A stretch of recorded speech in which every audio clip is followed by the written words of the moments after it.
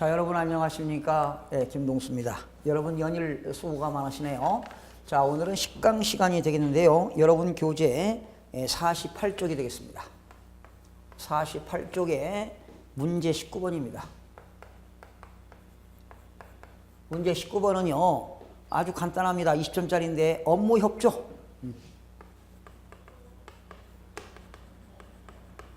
업무 협조는 뭡니까? 행정기관과 행정기관 간에 서로 업무를 협조하는 거죠, 말 그대로. 자, 예를 들면은 우리가 건축법에 의해서 건물을 신축하려면 시장군수구청장한테 허가받아야 돼요. 그러나 건물이 21층 이상이다 그러면 서울특별시장한테 허가받아야 되거든요. 그러면 시장군수구청장이 특별시장한테 또 신청을 해서 허가를 받게 되는데, 이런 행정기관끼리 서로 업무가 협조가 되어야 된다, 이런 얘기입니다. 그러면 업무 협조인데요. 1번 업무 협조. 적은 1번 업무 협조의 의가 나오죠. 업무 협조의 의가 나오고, 그러면 행정기관끼리 업무 협조가 이루어지는데 대상 업무는 뭐냐? 그러고 행정기관끼리 업무를 요청할 때 어떻게 할 거냐? 업무 협조 요청은 어떻게 하느냐?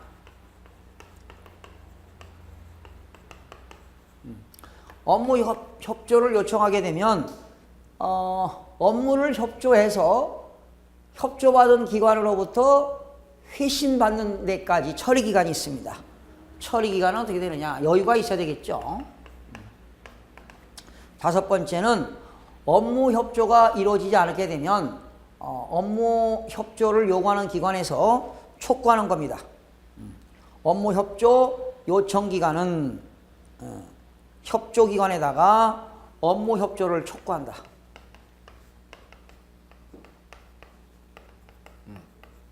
참 업무 협조 간단한데요.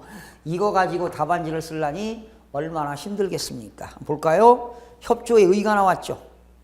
업무 협조란 행정기관과 행정기관끼리의 업무 협조, 또 행정기관에도 보조기관이 있고 보좌기관이 있죠.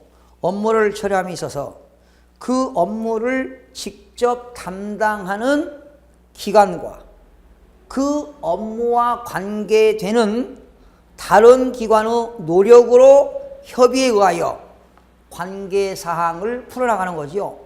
상호균형과 조화를 유지한다, 이 말이죠. 상호균형과 행정기관끼리의 조화를 유지한다. 말 그대로 상호균형하는 거지요. 상호균형과 조화를 유지한다. 대상 업무는 뭐냐? 대상 업무는 첫 번째는 협업이 필요할 협업. 서로 도와야 된다는 거지요. 협업이 필요한 업무. 또 행정 지원을 필요로 하는 행정 지원. 행정 지원은 상급기관에서 하급기관으로 행정이 지원돼야 되겠죠. 그죠? 또 하급기관이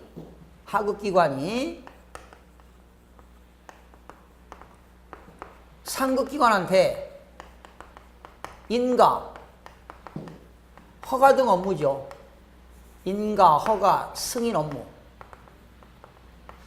그죠? 하급기관에서만 허가받는 게 아니라 상급기관에 허가를 받는 경우도 있습니다. 또 그 밖에 다른 기관의 협의, 동의, 협의하고 또 상급기관에서 동의하고 또 의견 조회 등이 필요한 업무. 의견 조회 등이 필요한 업무가, 이런 것들이 대상 업무가 되겠습니다. 서로 행정기관끼리 협업하는 거, 행정 지원하는 거, 또 하급기관이 상급기관한테 인가, 허가, 이런 업무, 또 협의하고 동의하고 의견 조회 등이 필요한 업무는 대상 업무가 되겠습니다. 업무 협조의 요청은 어떻게 되느냐? 업무 협조를 요청하는 경우에는 그 취지와 추진 계획 및 파급 효과 등 업무 협조 사안의 이해를 도울 수 있는 관계 자료를 함께 송부해라. 그렇죠? 업무 협조를 요할 때는 관계 서류까지 함께 송부하도록 되어 있습니다. 업무 협조를 요청받은 기관은 업무가 효율적으로 수행할 수 있도록 적극적인 협조가 필요합니다.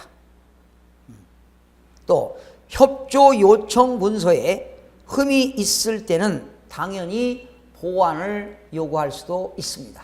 협조기관에서 협조 요청을 했는데 하자가 있다, 흠이 있다, 그렇게 되면 보완을 요구할 수도 있습니다. 처리기간은 어떻게 될까요? 업무 협조 내용과 그 처리, 회신에 필요한, 그쵸, 업무를 처리하고 협조기간이 그 회신하는데 필요한 기간을 고려하여 처리기간은 적절한 기간을 정해야 할 겁니다. 그리고 업무 협조가 이루어지지 않게 되면은 업무 협조 요청 기간은 협조 기간에 대해서 업무 협조를 촉구할 수 있습니다.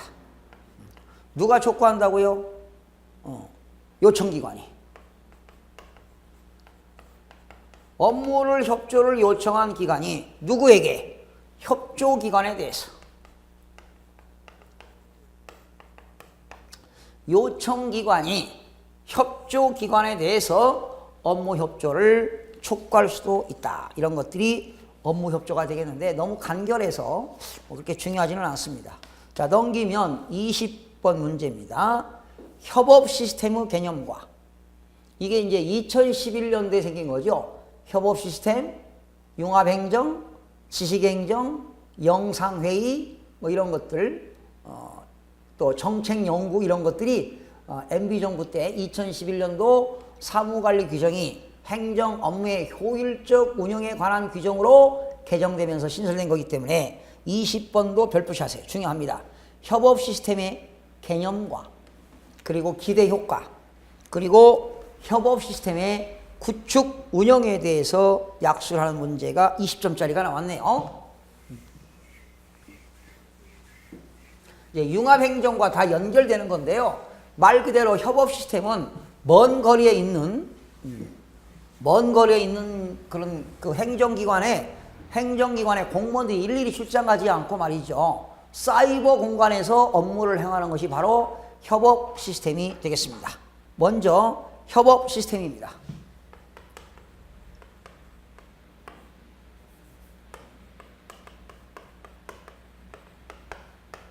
여기에는 협업 시스템의 개념이 나오고요. 두 번째, 협업 시스템을 하게 되면 기대 효과가 생깁니다. 그리고 두 번째는 협업 시스템의 구축 운영입니다.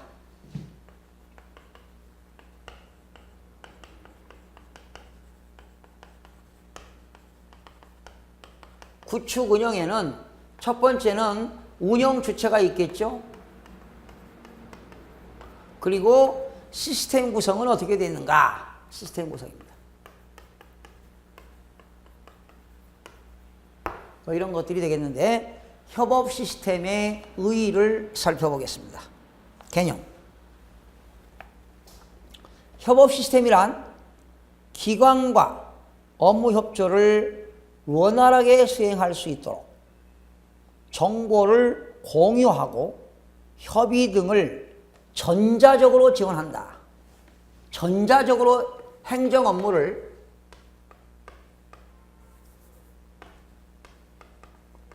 전자적으로 지원하는 행정정보 시스템입니다. 전자적으로 지원하는 행정정보 시스템.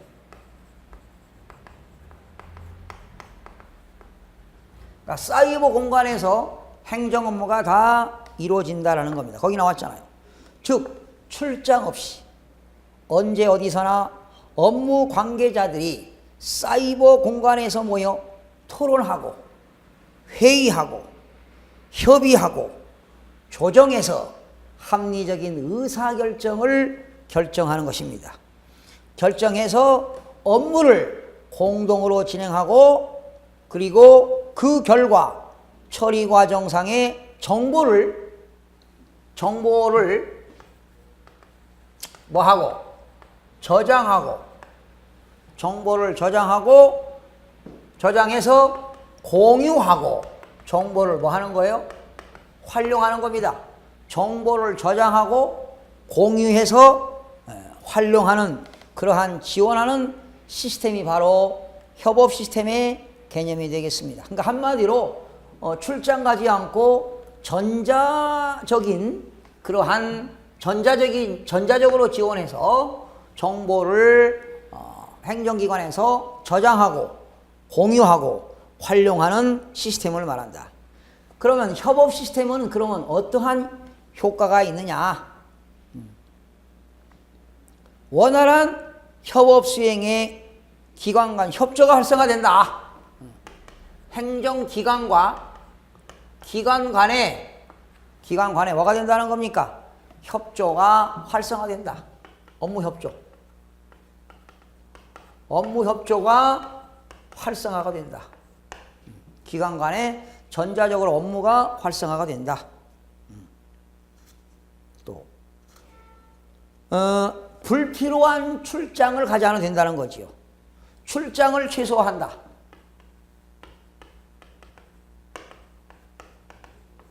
출장을 최소화시켜서 행정의 효율성을 극대화시킨다.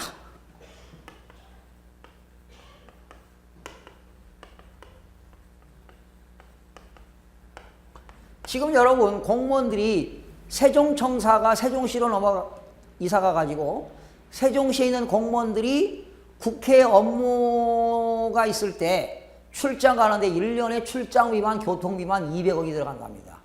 그래서 여의도에 있는 국회의사당을 분원을 세종시에 설치하자 이런 안도 어느 국회의원이 세종시 무소속 국회의원인 이해찬 의원이 국회의사당을 세종시 분원을 만들자고 국회법 일부 개정 법률안을 대표 발의한 경우도 있습니다.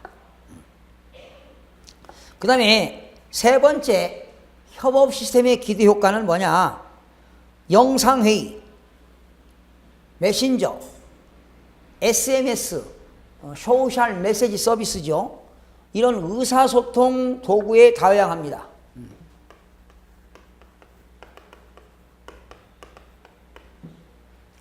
의사소통 도구의 다양화로 업무 처리 과정에서 기업 간의 협업이 자연스럽게 이루어진다는 것이죠. 시간, 공간상의 제약을 제기하여 결과적으로 비용 절감과 생산성 향상입니다.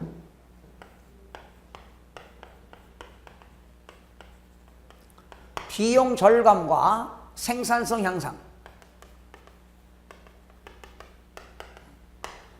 의사소통 도구가 다양화됨에 따라서 비용을 절감하고 생산성을 향상시키는 그러한 기대 효과가 있다. 협업 시스템의 기대 효과 중요하지요. 그 다음에 두 번째, 협업 시스템의 구축과 운영은 운영 주체는 누구냐? 운영 주체는 협업 시스템 운영 주체는 행정자치부 장관입니다. 행자부 장관. 행정자치부 장관은 기관 간 업무 협조가 원활하게 수행되도록 지원하기 위하여 협업 시스템을 구축 운영하여야 한다. 업무 협조와 관계되는 기관은 관련 문서 등을 협업 시스템을 통하여 상호 간에 공유한다. 업무의 성질상 협업 시스템을 통하여 공유하는 것이 곤란할 때는 외부 규정이 있습니다. 자, 시스템의 구성입니다. 시스템의 구성에는 크게 두 가지가 있습니다. 온라인 상에서 일을 하니까 온라인 협업 일터입니다.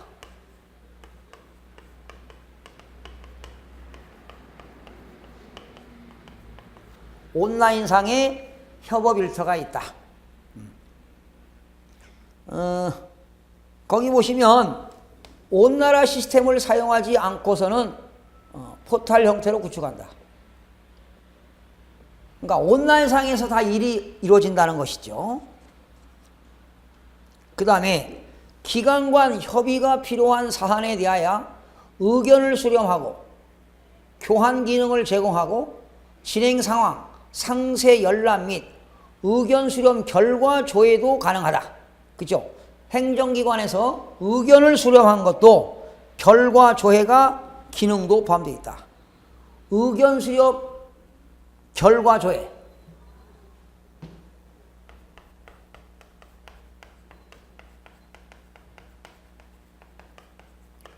의견 수렴 결과의 조회 등 이러한 기능도 포함되어 있다는 겁니다. 이런 것들이 온라인 협업 일터가 되겠고요. 두 번째는 통합 의사소통 환경입니다. 두 번째는 통합 의사소통 환경.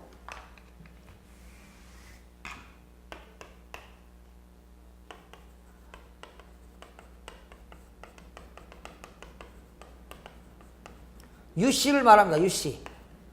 UC라고 하는 건 통합된 의사소통입니다. Unified Communication. UC입니다. 약자로 UC. Unified Communication. 통합된 의사소통입니다. 뭐가 있나요? 메신저, 이메일, 전화뿐만 아니라 영상회의 시스템에 이르기까지 의사소통 수단을 하나의 시스템으로 통합 관리하는 것이다. 사용자 간 실시간 의사소통을 지원하기 위하여 메신저, 요즘은 뭐 카톡도 되잖아요.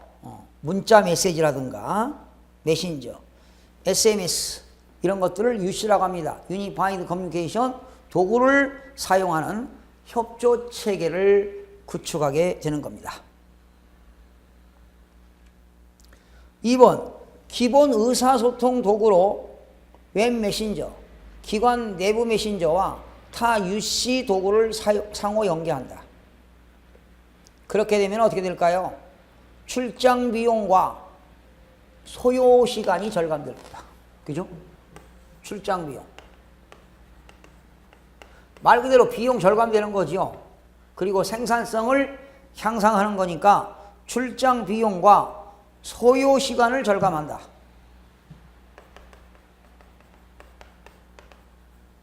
결과적으로 이거지 뭐. 비용을 절감해서 생산성을 향상시키는 것이 통합 의사소통 환경이 되겠습니다.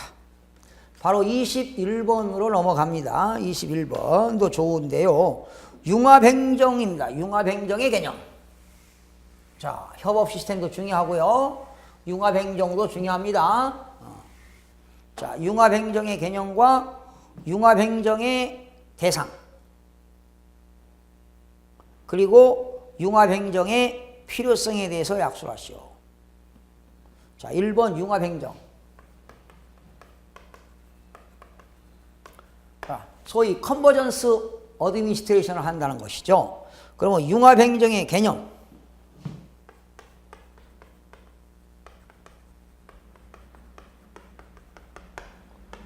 두 번째는 융합행정의 핵심 구성 요소가 뭐냐?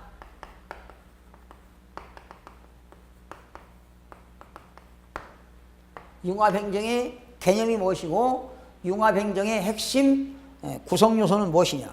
그리고 융합행정 대상은 어떤 것들이 있느냐? 그리고 두 번째는 융합행정의 필요성이 나옵니다.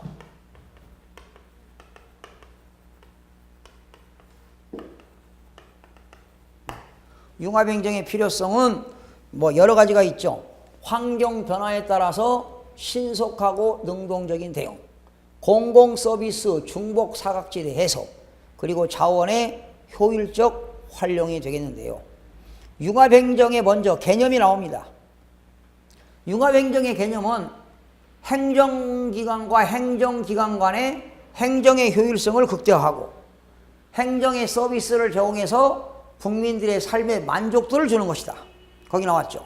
업무의 효율성을 높이고 행정 서비스에 대한 국민의 만족도를 높이기 위하여 다른 행정기관과 공동의 목표를 설정하는 겁니다. 다른 행정기관과 공동의 목표를 설정하고 상호 간의 기능을 연마합니다.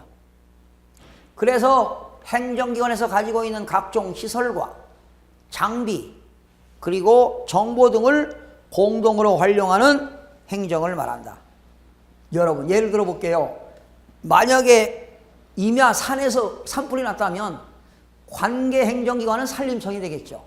산림청이 그거를 불을 진압해야 될까요? 아니지요. 경찰청, 해안청 모든 기관들이 융합행정해서 산불을 진압해야 할 것입니다. 그러니까 각 행정기관은 융합행정 과제를 적극 발굴하여 추진해야 한다라는 겁니다. 그러면 융합행정의 구성요소는 어떤 것이 있는가? 핵심 구성요소.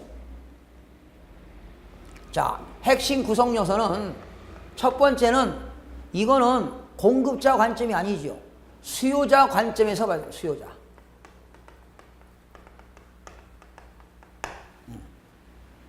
공급자 관점의 편의주의적 행정을 지향하고 고객의 니츠를 파악하는 거지요.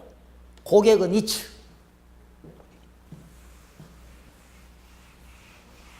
고객의 니츠를 파악하는 겁니다. 고객의 니츠를 파악하여 적극 실질적인 문제 해결 방안을 모색한다. 그렇죠? 실질적인 문제 해결 방안을 모색한다.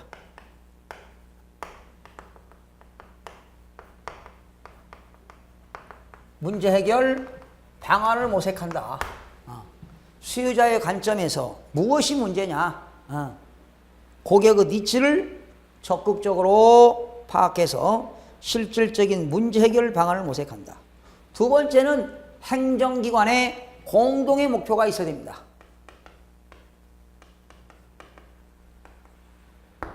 행정기관의 공동의 목표가 있어야 된다. 구체적인 목표를 설정하고 기관 간에 공유해라. 그죠? 목표를 설정하고 기관 간에 정보를 공유해라. 목표 설정. 공동의 목표를 설정해서 기관 간에 공유해라. 그리고 기관 간에 협력해라. 기관 간 협력입니다.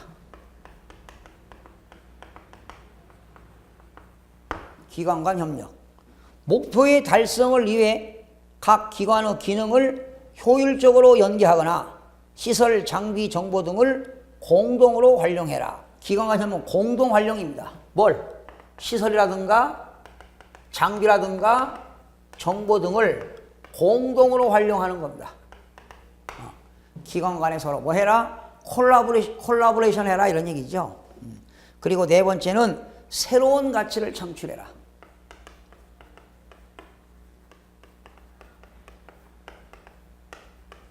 새로운 가치 창출이라고 하는 건 뭐냐? 비용은 낮추고 cheaper, faster, 더 빠른 속도를 내서 better, 더 좋은 공공 서비스를 제공해서 시너지 효과를 창출해라. 공공 서비스를 제공해서 시너지 효과를 창출해라. 새로운 가치 창출입니다.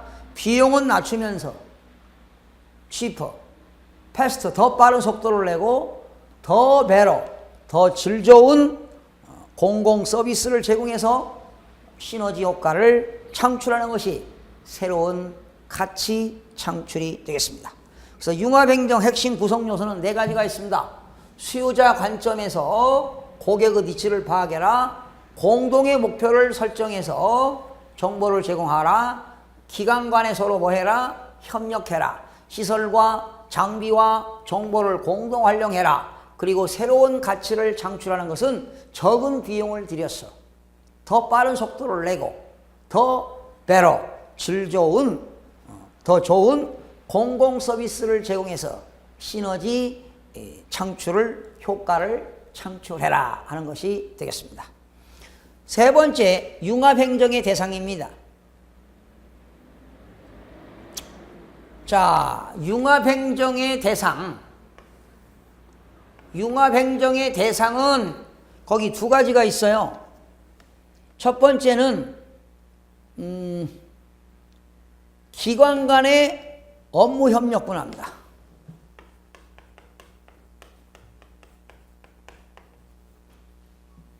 업무 협력 분야.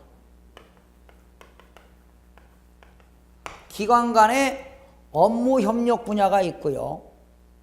하나는 기관 간의 정보 공유, 자원의 공동 활용 분야.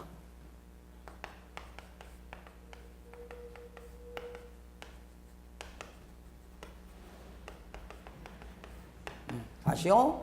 융합행정 대상화는 기관 간의 업무를 협력하고 기관 간이 가지고 있는 그 인적, 물적 자원을 공동으로 활용하는 분야가 있습니다. 예를 들면은 뭐가 있나요? 기관 간의 전자는 뭐냐면 시너지 효과를 창출하는 분야. 전자의 경우는 뭡니까? 기관 간의 업무가 협력이 되게 되면 시너지 효과를 창출하는 게 나옵니다. 시너지 효과. 그리고 기관 간의 자원의 공동 활용은 기관에서 가지고 있는 인적 자원, 그죠? 물적 자원, 뭐 이런 거, 콜센터, 헬기, 기상 레이더 이런 것들은 자원을 공동하는 겁니다. 공동 활용. 기관 간의 업무가 협력이 되면은 시너지 효과를 창출하는 거고, 자원의 공동 활용 분야는 행정기관에서 가지고 있는 각종 자원, 물자, 시설, 헬기, 정비, 장비, 기상 레이더 같은 장비 이런 것들을 공동으로 활용하는 겁니다. 이런 것들이 융합행정 대상이 되겠습니다. 두 가지입니다. 기관 간의 업무가 협력되고 기관 간의 자원의 공동 활용 분야가 있다. 마지막에 융합행정에 대한 필요성입니다. 융합행정에 대한 필요성 암기하세요. 환경 변화에 따라 신속하고 능동적인 대응입니다.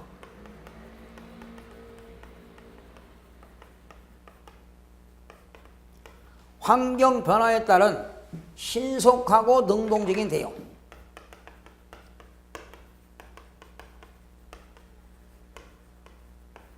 그러니까 시대 환경 변화에 따라서 언제 어디서 무슨 일이 벌어질지 모르잖아요. 신속하고 능동적인 대응이다. 지금은 기상이변, 글로벌 경제 위기. 여러분 2008년도에 미국의 리먼 사태가 발생했습니다. 2011년 유럽발 재정위기, 2015년도 중국발 위기, 2016년 6월 24일 블랙 프라이데이, 검은 금요일이었죠. 그게 바로 뭡니까?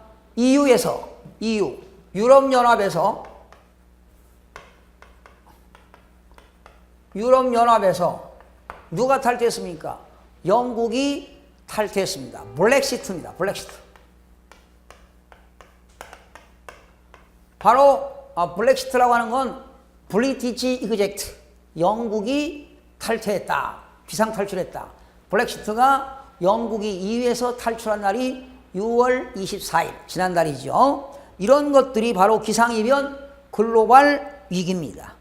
복지 문제 등으로 환경 변화에 대해서, 그러면 우리나라는 이런 블랙시트가 생겼을 때 주식시장을 계속 체크를 해서 어떤 환경 변화에 따라서 국가가 능동적이고 적극적인 대응을 해야 될 것이다. 공공 서비스를 중복하고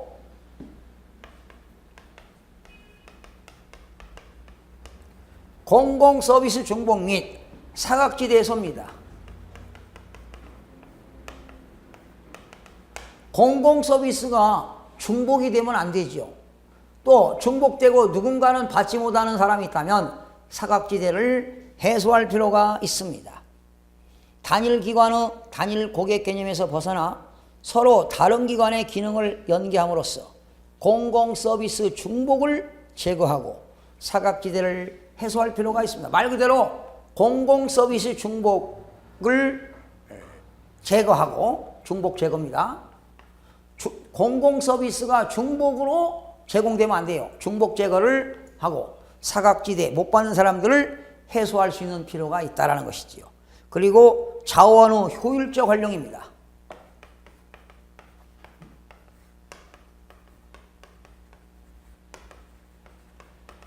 자원의 효율적 활용입니다. 인재, 설비, 노하우 등 한정된 자원을 공동으로 활용하여 효율성을 제고해야 하는데 그 필요성이 있다. 그렇죠? 행정기관에서 가지고 있는 자원을 최대한 효율적으로 활용해야 융합행정이 되는 것입니다. 그래서 융합행정의 필요성은 세 가지입니다. 환경 변화에 따라서 신속하고 능동적인 대응, 공공서비스 중복 적용과 중복 제거와 사각지대를 해소하고 자원을 효율적으로 활용하는 것이 융합행정의 필요성이 되겠습니다.